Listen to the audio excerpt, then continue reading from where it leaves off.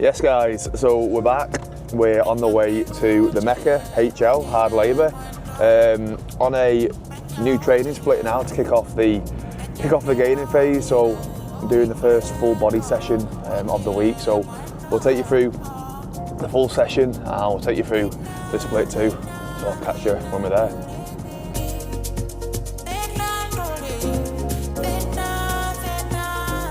Track. Mega that lad, innit? It's called Children, innit? I think it's called Children. Hey mate, you okay? Yeah, fucking mint. So, finishing off first week of the new split. This one's a full body session, so I'll take you through the full split now. So I'm on pull, push, legs, chest and back, and then today's a full body session. It's more of a top up session.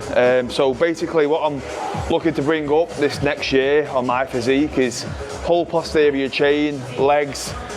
Being 6'5", walking on stilts doesn't really help for leg development. So obviously looking to bring them up, get them a bit stronger. So yeah, this session today, bit of legs top up. We've got calf raises to start with, lying hamstring curl, leg extension, and then we've got a leg press, and then the rest of the session just a bit of a shoulder and arms top up. And we'll get into this now. We've got 4 sets on the calf raise, hitting calves 3 times per week. I mean, they're getting there slowly. I'm not going to be breaking any records anytime soon with them, but one thing I have noticed with my calves is obviously the more consistent I've been and the stronger they have been getting. I know it sounds stupid, but they have been growing. A lot of people do try and do all this mad stuff when it comes to exercises like calves and muscle groups like calves, muscle groups like abs. People do all this mad shit. What gets them stronger and bigger, like any other muscle group, is just applying progressive overload. Another thing with weak body parts as well is making sure execution is on point. Like, make sure you're performing the movement with as much accuracy as possible. Like, if you're just fucking flying through sets and not really paying much attention to it, focus on that mind muscle connection, then you're not going to be getting as much progress as you can out of it. So make sure form's bang on, make sure execution's bang on, and then start applying that progressive overload. And eventually, then weaker muscle parts will come up. Obviously, genetics plays a big part, but you can definitely bring up weak areas. You just need to put more attention to it and be a bit smarter with how you distribute that volume too throughout the week.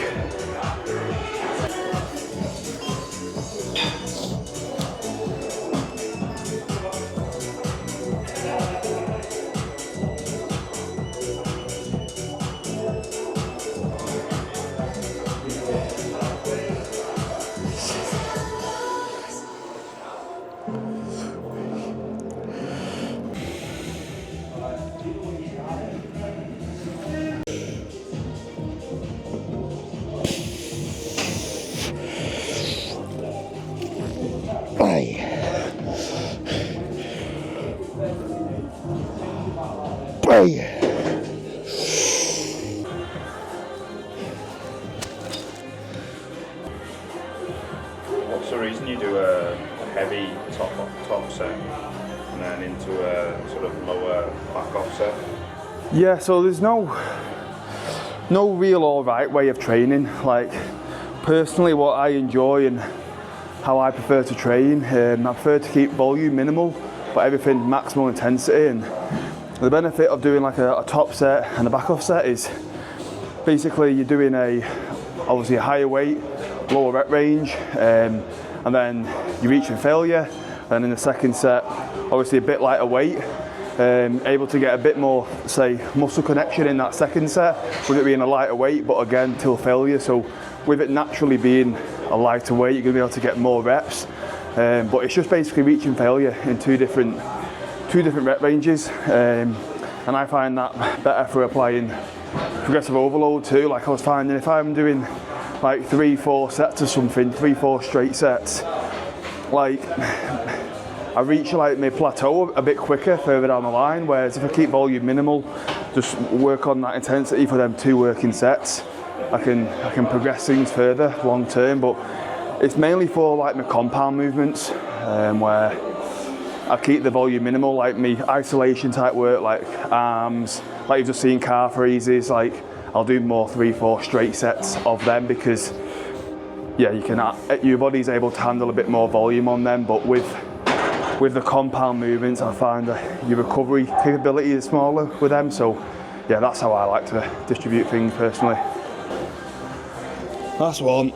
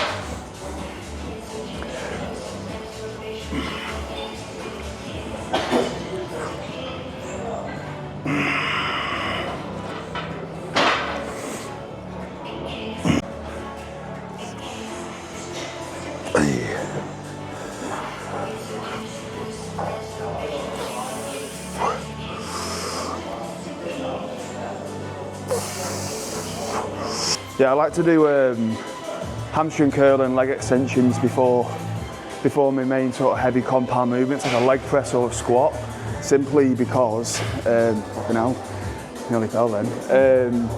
Just because I find it helpful, like getting, firstly that muscle, mind muscle connection with the working muscles, but also just getting my joints warm too, getting my knees warm, and it also kind of restricts how heavy I can sort of go with the heavier movements, which again is going to protect my joints more, especially after 10 years playing pro rugby.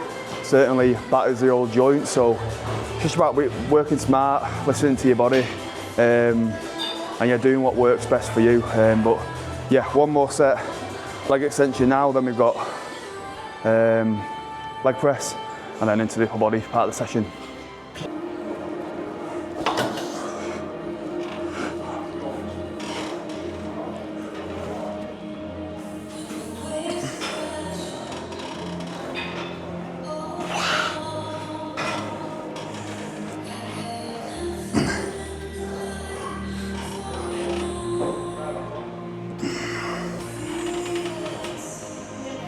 Hey.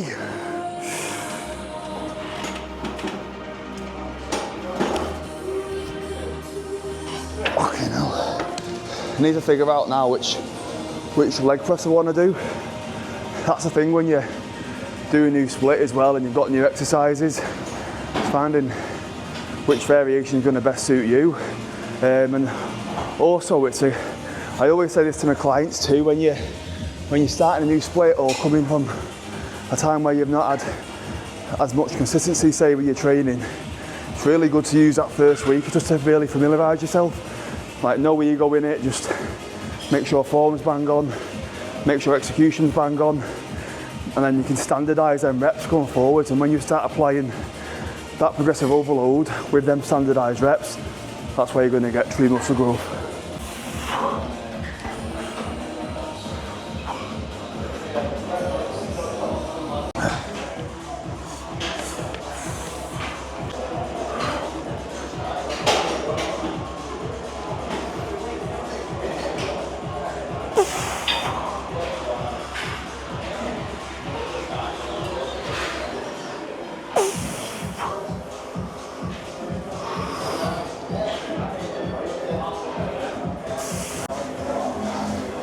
The thing is, when you're starting a new split as well, what you'll find is, oh my god, I've gone light-headed there.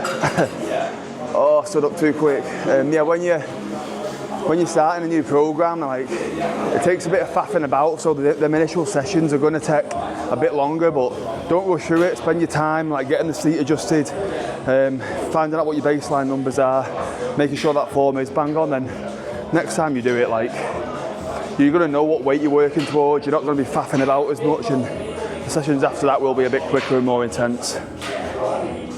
Another thing with leg presses as well, depending on what you're trying to hit whilst performing it, like the further you go down with your feet, the more quad bias it's going to be, and then obviously the higher you go, the more like glute bias that the leg press is going to be. Like a lot of people just go on the leg press and don't even know what they're trying to hit when they're doing it.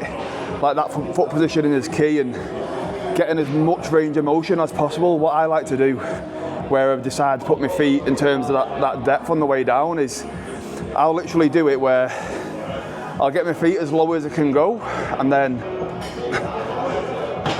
I'll come as low as I can, get as much knee flexion. And a good sign if you've gone kind of too low is when them heels are coming off the pad at the bottom. I mean, if you can still keep good connection whilst them heels are coming off and have that front, like that, the ball of your foot pressure, that's not necessarily a bad thing. But as a general rule of thumb, if your heel is coming off at the bottom, then you're probably a bit too low. You want to go a bit further up with your foot. But yeah, the main thing with a quad biased leg press is trying to get as much knee flexion as possible.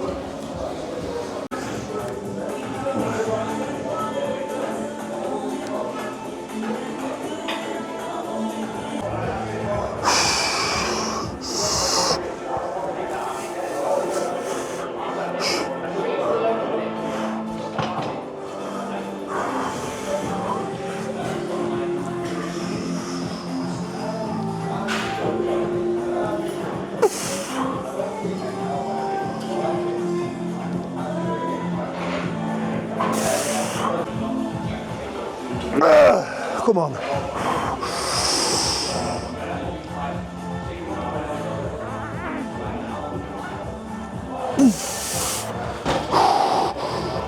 Okay, now. Fuck.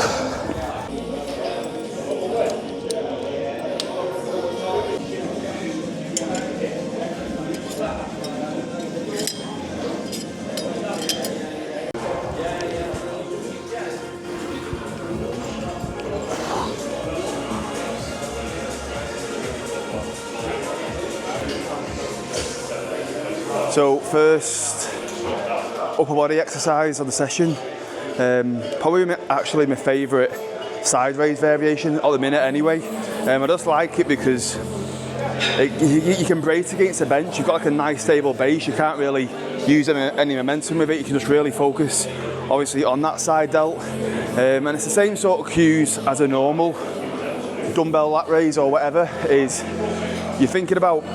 thinking about basically scraping my knuckles across that wall in front of me, and I'm thinking about like pushing into it and then scraping. It just helps me connect better with my side delt. Like I said, I've got that brace point too, because the side delt, rear delts, they're harder muscle groups to generally connect with, just because they are such small muscle groups, and as soon as you start putting any sort of load what's too heavy for it, you just compensate through other muscle groups.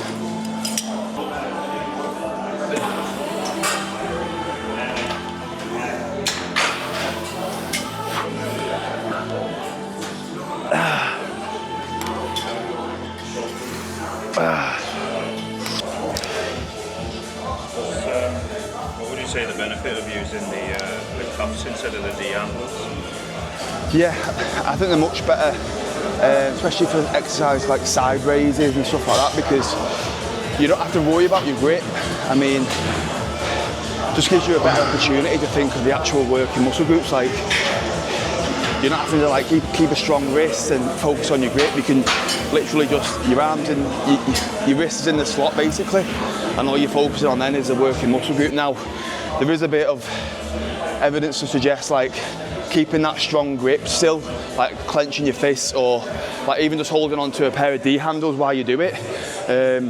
Just having that grip that clenched fist, can help a bit with like recruitment of your side delt. But yeah, I prefer things like side raises and like cable crossover extension, that sort of stuff. I prefer using cuffs.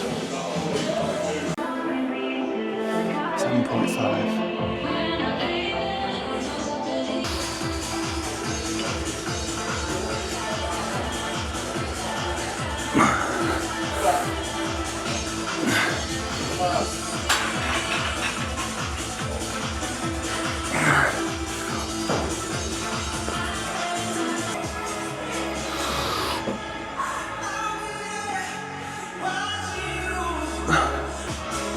What's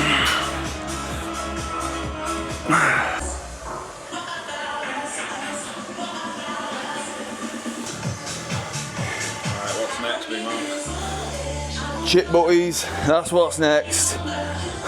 Press done, one tricep, one bicep, and then that's us.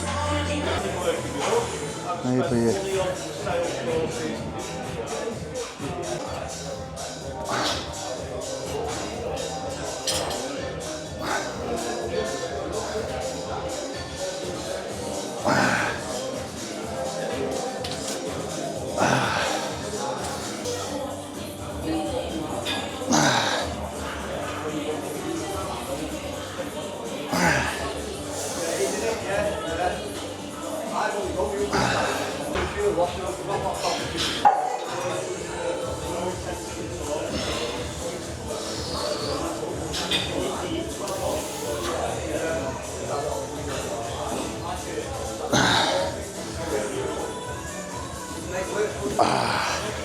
We're just full body today, so bit of legs, bit of shoulders, bit of arms. Yeah, I'm on a new split now, so yeah, new split. So it's the first week of that now. Good, mate. Yeah, good. Obviously, you're just getting baseline numbers again and stuff, but yeah, it's good. I've been on the old split for 12 months, so it's a good little change up now. Yeah. Chip bams now, trying to get arms as big as this fucker.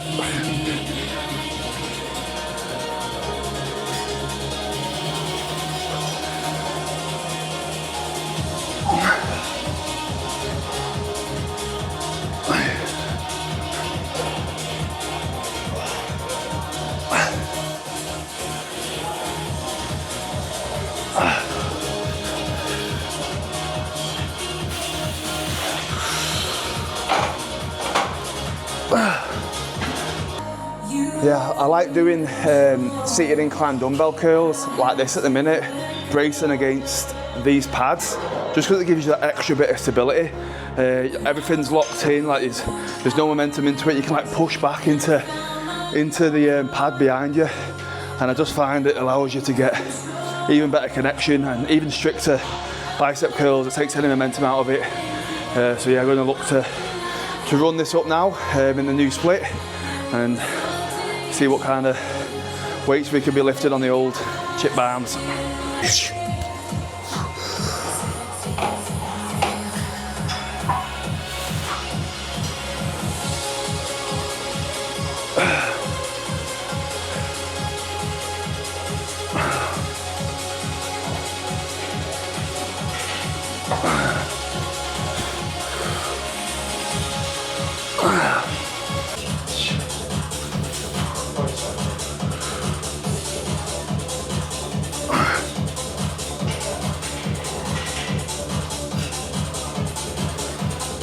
Right, that's session done. First week on the full split done. I'll take you through some of the other sessions too. Run you through them. I'll try and get every session filmed so you can see what's going on with the new split. But yeah, going to get through some cardio now. We've still got 35 minutes of cardio 4 times a week. As progress further and get a bit more food going in, I'm going to look to start incorporating a bit more the conditioning side of things, the HIIT workouts, just to make sure I don't become too stiff as I get into the gaining phase. But yeah, hope you found that useful. Any questions, give me a shout and I'll catch you in the next one.